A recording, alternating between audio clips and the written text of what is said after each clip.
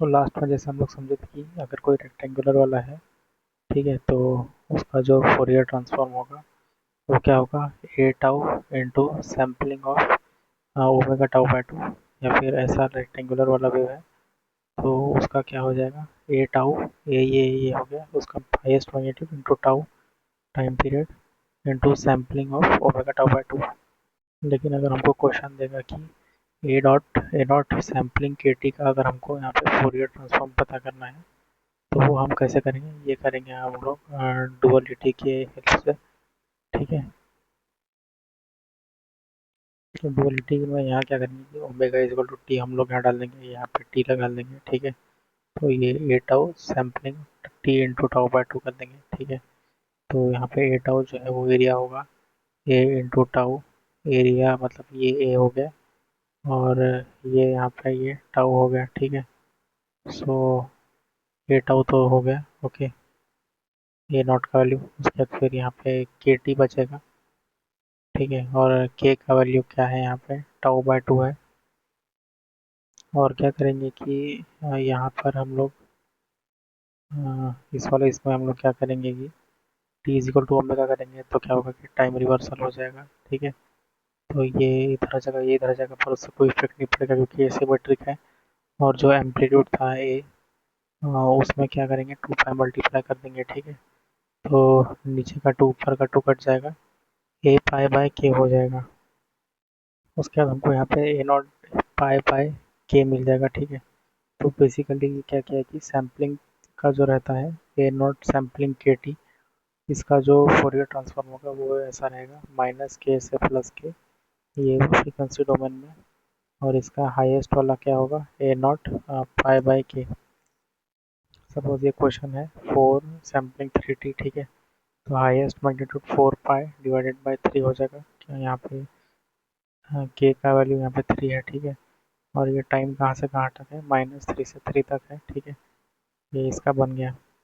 उसके बाद फिर ये एक डायरेक्ट फार्मूला है, अगर हमारे पास ट्रायंगुलर दिया हुआ है, ठीक है, तो उसका फिर ये क्या होगा कि सैम्पलिंग में a triangular tau t by tau है। ठीक है, तो फोरियर ट्रांसफॉर्म क्या होगा, omega tau by two sampling का square into a into tau. उसके बाद फिर ये टेबल से क्वेश्चन आता है, अगर एक्स ऑफ टी जो है वो ऐसा है तो फिर उसका जो फोरियर ट्रांसफॉर्म है वो कैसा निकलेगा। ठीक है, रियल है तो कॉन्जुगेट सिमेट्रिक, मतलब वो सिमेट्रिक होगा, इमेजिनरी होने से कॉन्जुगेट एंटी सिमेट्रिक। ठीक है,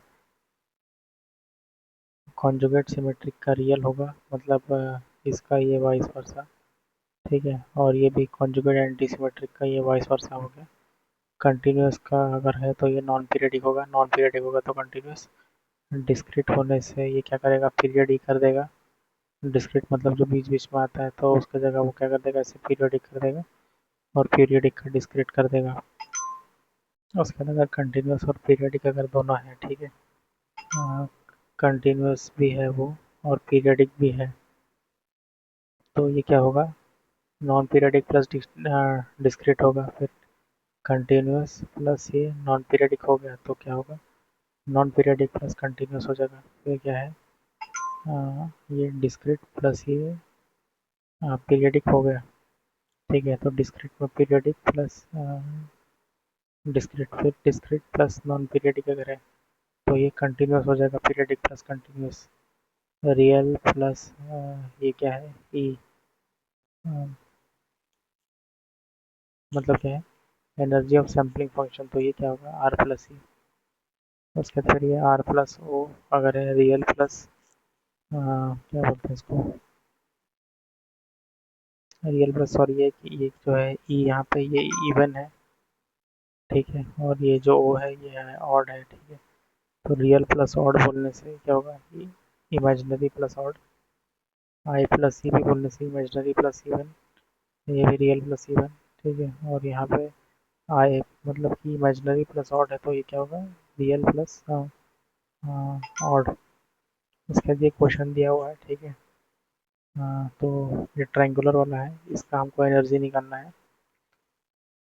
तो सैम्पलिंग का अगर हमको एनर्जी निकालना है तो सैम्पलिंग का फोरियर ट्रांसफॉर्म हमको पता है, ये ऐसे रहेगा, माइनस के टू के होता है। ठीक है, तो 1/2 पाई वो फॉर्मूला में डालेंगे, ठीक है, माइनस इंफिनिटी से infinity x of omega square D omega कर देंगे, ठीक है। उसके बाद फिर यहाँ ये पाई और ये पाई कट जाएगा, ठीक है। और पाई/2 इंटू टू बचेगा, ठीक है।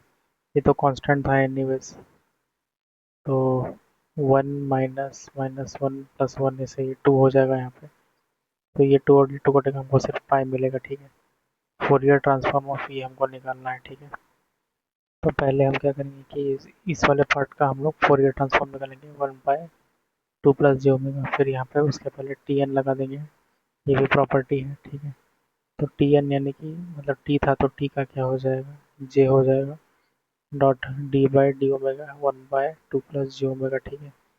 जे डॉट ये अभी इसका हम लोग ये करेंगे, ये -1 पावर था इसका, ठीक है। तो क्या होगा कि -j 2 + j ओमेगा -2 × j, ठीक है। तो जे और जे तो कट जाएगा, वो माइनस बचेगा, माइनस और वो माइनस फिर से प्लस हो गया, तो 1/2 + j ओमेगा का होल स्क्वायर हो जाएगा ये।